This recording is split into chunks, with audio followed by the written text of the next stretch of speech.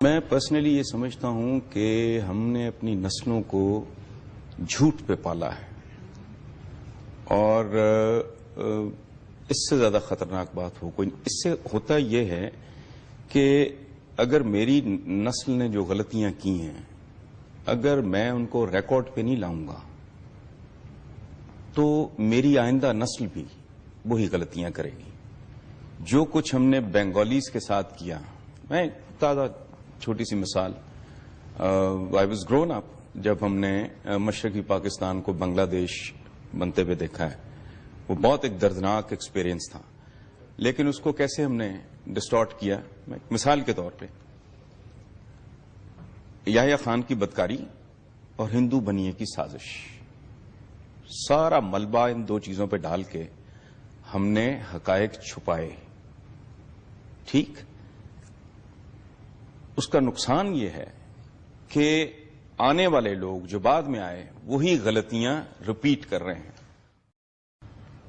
آپ بار بار بتاتے کہ ہم نے یہ جھک ماری ہے. قدرت اللہ شہاب اپنی شہاب نامہ میں لکھتے ہیں کہ کیبنٹ میٹنگ تھی، بنگالی منسٹرز بھی بیٹھے تھے، تو امریکہ سے کوئی خیرات آئی، اس کی سینیٹری کا کوئی سامان تھا، تو بنگالی منسٹرز نے کہا کچھ ہمیں بھی دے دیں.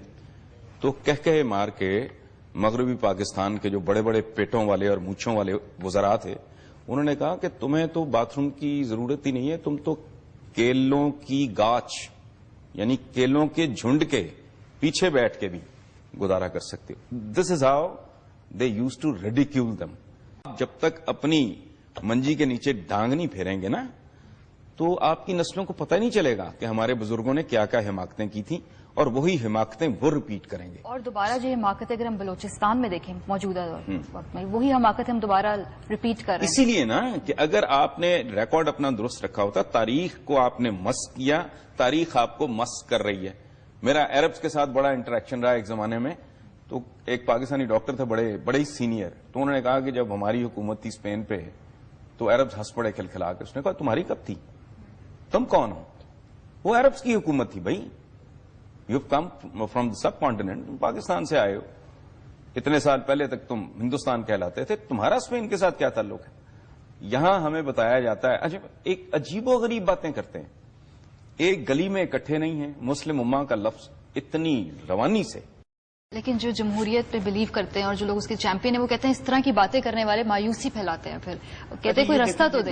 بڑی عجیب و غریب بات ہے. بھائی اگر تمہارا چہرہ چیچک زدہ ہے، ٹھیک ہے، یا لکوا ہو چکا ہے تمہیں اور ٹیڑھا ہو چکا ہے منہ تمہارا، اور میں آئینہ آگے کر رہا ہوں اور تم کہہ رہے ہو مایوسی پھیلا رہا ہے. بھائی میں پینٹر نہیں ہوں، میں 20 بار یہ بات کر چکا ہوں. میرا رول ہے فوٹوگرافر کا.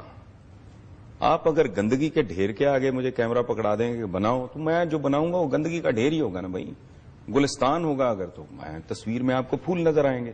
اب بچہ آپ کا مسلسل آپ اس کی پوری اسکول فی دے رہے ہیں، ٹیوٹر کی فی دے رہے ہیں، کتابیں لے کے دے رہے ہیں، اسے بہترین انوائرمنٹ دے رہے ہیں. وہ اگر اچھے ریزلٹس نہیں لاتا تو آپ کیا کرو گے؟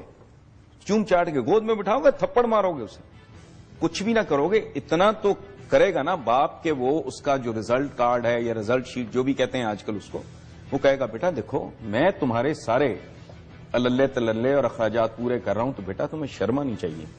میں ایز بھی نہیں مانگتا تم سے، لیکن یہ تو نہ کرو کہ تم ایک ہی کلاس، تم پروموٹ ہونے کا ہی نام نہیں لے رہے. ہم واحد قوم ہیں جو آپس میں بیٹھ کے جھوٹ بولتے ہیں اور بڑی دیدہ دلیری سے بولتے ہیں. غیور باشعور، بھائی کدھر غیور باشعور؟ وہ بوگرا صاحب پہلی خیرات آئی تھی ویٹ کی، تو اونٹوں کے گلے میں ڈال کے تھینک یو امریکہ سے ہمارا سفر شروع ہوا ہے. پاکستان بنا ہے، جعلی ذاتیں، جعلی کلیم، جعلی ڈگریوں تک آ گئے ہو. وہ بھائی اب بھی جھوٹ بولنے سے باز نہیں آ رہا ہے. کچھ مطلب لوگوں کو آئینہ دکھاؤ، خود بھی دیکھو تاکہ امپروو کر سکو. اگر آپ کو اپنی بیماری کا آپ ماننے کو ہی تیار نہیں کہ آپ کو کسی سرجری کی ضرورت ہے یا کوئی ٹریٹمنٹ چاہیے، تو آپ تو پھر کبھی بھی ریکور نہیں کرو. جی بالکل.